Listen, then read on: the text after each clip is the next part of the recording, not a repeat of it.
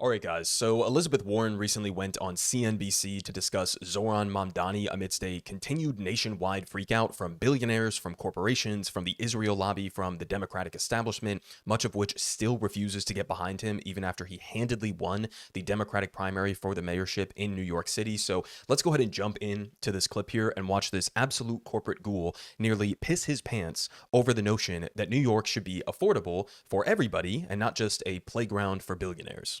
I wonder, though, often we see this, and this is a local election.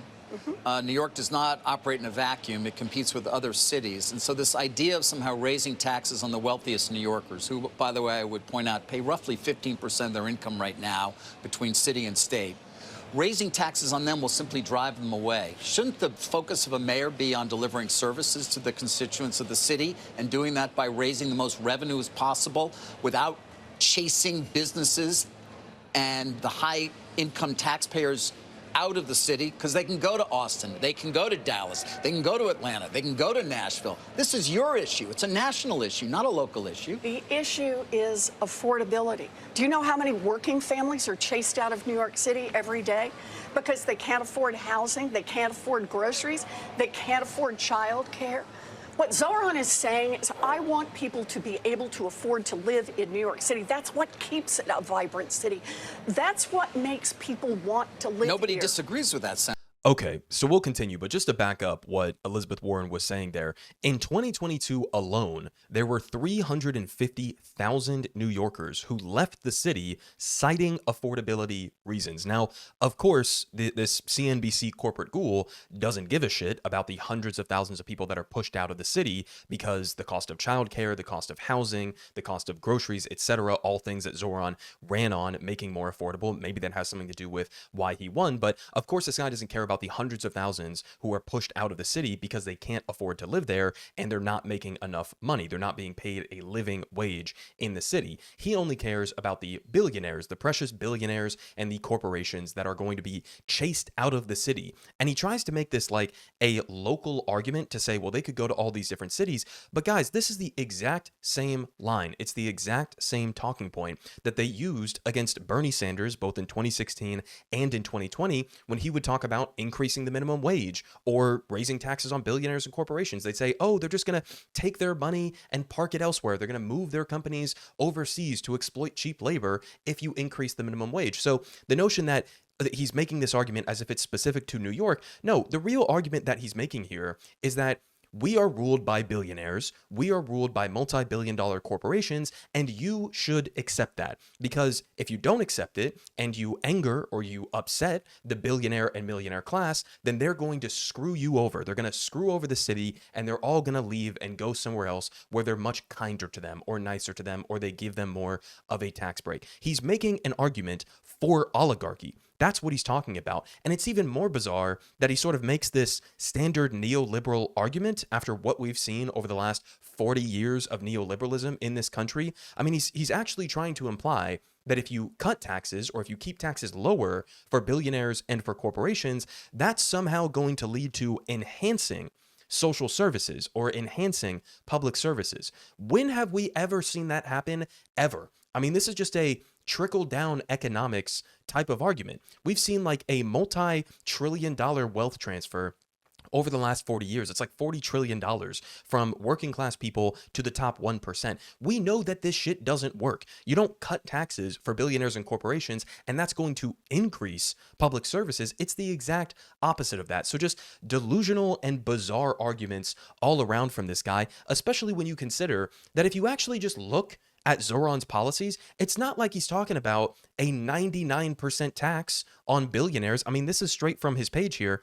They want to raise the corporate tax rate just to match New Jersey next door, which is at 11.5%, which will bring in $5 billion to New York City. And then he wants to tax the wealthiest 1%, just the top 1% of New Yorkers, those earning above $1 million annually, just a flat 2% tax. And they point out here that right now, city income tax rates are essentially the same, whether you make $50,000 or $50 million. So what we're really talking about here is like for millionaires, you got to pay 2% more. And for corporations, we're just matching what they're doing in New Jersey. So he talks about this as if it's like that Zohran is coming in as a socialist and he's going to seize the means of production, and all of these billionaires are going to run away terrified. I mean, I wish that's what he was doing, but that's not what he's doing. We're talking about a couple of percentage point differences here. And this guy thinks everybody's going to flee the city. I mean, it's completely and utterly ridiculous, but we can continue here. Senator, but raising taxes in order to do it?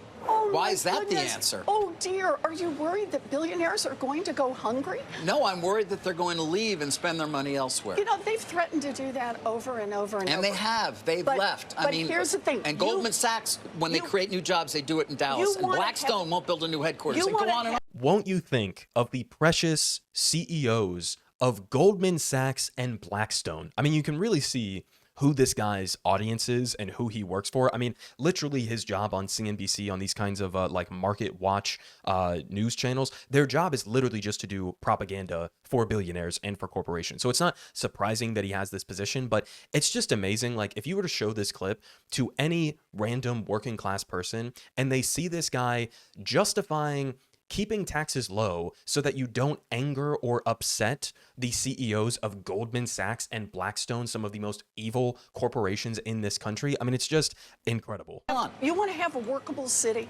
You want to have a city that's vibrant? You want to have a city where the streets are full, where there are things for sale 24 hours a day? Then you need people who can live here and work here. Well, we've got that right now, Not by the way. people who I have would to point take out an New hour York and a is half in. thriving. So right Well, now it's doing pretty well, actually. I'm glad you think they're doing well, because a lot of people are struggling to pay for housing. A lot of people are struggling to pay for groceries. And I got to tell you, mamas and daddies who are facing $25,000 a year to pay for childcare. Those are national issues. I mean, I know they are the local state, but you can't. New York City. Yes, but if you deal with them in that way, by what is always your backup, just tax them more, they will leave. No, the backup is make this city and make this country work for everyone. I get that the Republican point of view is make this country and make every city in this country work better and better for a handful of billionaires and let everybody else eat dirt. But what Mamdani won on in a Democratic primary is he said, I'm going to address affordability. And he didn't win by one vote. No, he won by a lot. It's very much unclear he has a the ability to actually do it, by the way, based on the laws and what the governor has to say and what he would actually have to do. You know, I love that as the fallback position, and that is he's fighting for the right thing, but maybe the billionaires will have a way to everybody block wants him. a more affordable city. There's no doubt about that. The question is how you go. I actually do have a doubt about that. Yeah, not everybody does want an affordable city. Guys like you don't, right? I mean, look at the kinds of things that you're arguing against. And I mean, it's just, again, it's incredible that this guy has the audacity. He's probably making what, a couple mil a year, maybe something like that, to do this propaganda for billionaires. And he's saying, well, everything's going great right now. And this is one of the greatest ironies in, you know, hyper centralized sort of capitalist cities like New York City, is that there's a massive contradiction here. They want average working class people to be paid as little as possible, right? They want them to be barely scraping by, can't afford basic life necessities. They're on the brink of going homeless, essentially. They want them as weakened and as vulnerable as possible, because then they're more easily exploitable. But at the same time that they want to crush average working class people, they also want them to be great consumers and to be able to spend their money in New York City on their businesses and to be able to work for their businesses on the lower end of the spectrum. So it's just an incredible contradiction there. And he says, everything's going great. Everything is fine right now. Really? Then why did Zohran win, right? Why is the polling data that you guys just put up on the screen showing that after dominating in the Democratic primary, he's also dominating in the general election? I mean, you could combine the two supposed Democrats here, Andrew Cuomo and Eric Adams, put them together, and they're only coming to about a tie with where Zohran is at right now. So there's a reason why he won, and it's because of the things that Elizabeth Warren is talking about right there. People can't afford childcare. They can't afford housing. They can't afford groceries. They can't afford to live in the city. So when a guy comes along and he's pitching a left-wing economic populist agenda about addressing the issue of affordability, he wins, right? So it's not difficult to figure out that, you know, even though you're making millions of dollars and everything might be fine for you, it's not fine for everybody. Clearly, that's why Zohran is doing so well. Now, to give you a perspective in terms of the insane disparity, just in terms of income, this isn't even talking about wealth here, but in New York City, in Manhattan specifically, the wealthiest fifth earned an average household income of $545,000, or more than 53 times as much as the bottom 20%, who earned an average of $10,200 in 2022. There's no major U.S. city across the entire country where you can reasonably live on $10,000 a year. That simply does not exist. I don't even know if that tracks with the $7.25 minimum wage nationally that we have in this country. $10,000 for the bottom 20%. Again, the wealthiest fifth, the top 20%, $500,000. So this is just a small glimpse into the drastic wealth and income equality that currently exists in New York City. So yes, it's a playground for you. It's not a playground for everybody else who can barely afford to scrape by. Now, in terms of what the minimum wage here, according to MIT's minimum wage calculator or living wage calculator, what it would need to be for different breakdowns of 1 adults or 2 adults or, however many children that you may have. So let's just take 2 adults, right? Let's say it's a mom and a dad who have 2 children. You would need, if they're both working, for both of them to each be making $33 an hour. I think the minimum wage in New York City is like $15, $16 an hour right now. And this is just to barely scrape by. You would need $33 from both parents in this kind of an equation to be able to reasonably scrape by in a city like New York City. So it's not affordable, right? And again, not a surprise why Zohran is doing so well, given that people are having to face this kind of economic hardship. And, again, not surprising that the CNBC host is defending the status quo and doesn't understand why Zohran is doing so well.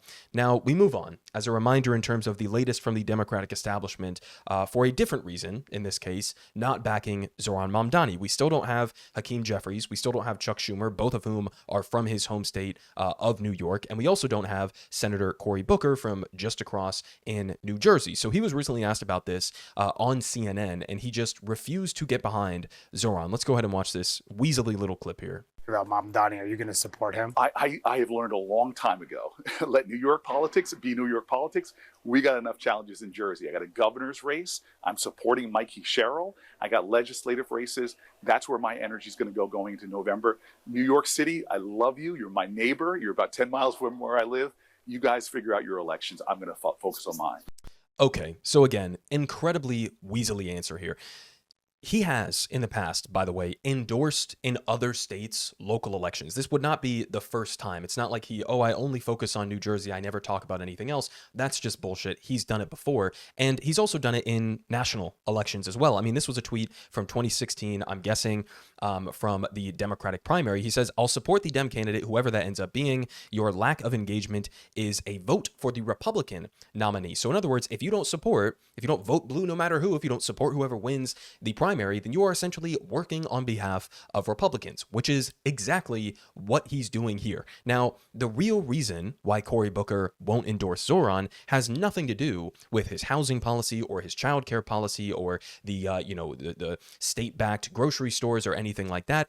It's about Israel. That's the probably singular reason why Cory Booker and many other Democrats as well won't get behind Zohran, is because he has a principled approach to the genocide in Gaza. He said he wants to arrest Benjamin Netanyahu if he steps foot in New York City, which is in line with international law and international arrest warrants that Netanyahu has out for himself. And he has a principled critique of apartheid and of ethnic cleansing and, again, of genocide. So people like Cory Booker, who are entirely bought and paid for by the Israel lobby, by groups like AIPAC that have dumped hundreds of thousands of dollars into his campaign coffers, of course they're not going to endorse Zohran. That's the real reason why he's being so weaselly here and why he won't be committal about this, right? I'm sure if Andrew Cuomo, the guy who volunteered to be a lawyer for Benjamin Netanyahu against the war crimes arrest warrants that he has out for him, by the way, I'm sure if he had won the primary, that he wouldn't have hesitated to get behind Andrew Cuomo. So there you have it. I mean, again, another Democratic, leader, if you will, refusing to get behind Zohran Mamdani, and not a secret why that's happening. Now, we also have one final update here. Donald Trump himself apparently potentially weighing in on this to back Andrew Cuomo over Zohran.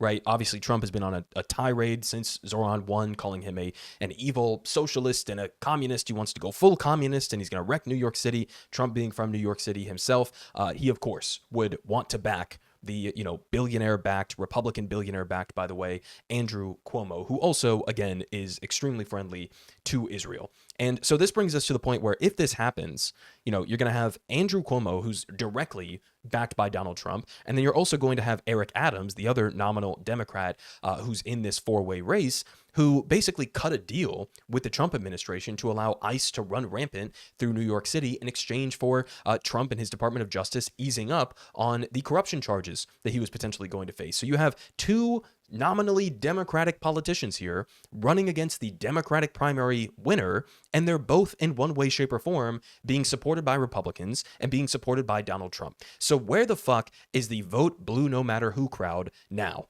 I mean, it's just insane.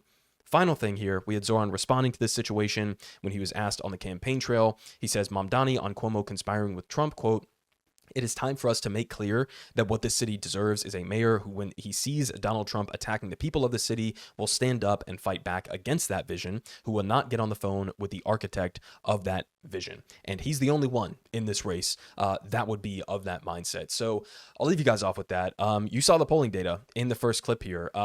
He's winning, and he's winning pretty solidly as of this point. Obviously, anything can happen between now and the election, but Zohran, if he wins, it would be absolutely monumental, right? I don't think there's any way to overstate what kind of a victory it would be to have an open socialist winning the general election in the largest capitalist city in the country and one of the largest capitalist cities in terms of being the center of global capital in the world. So absolutely massive here. Not surprising that we have a massive freakout from billionaires, corporations, from their propagandists on networks like CNBC, from the Israel lobby, from the Democratic establishment. They're afraid of Zohran, and honestly, they should be.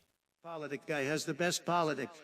Believe me, no one does it like him.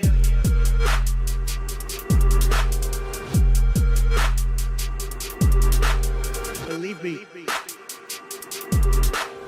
everyone is saying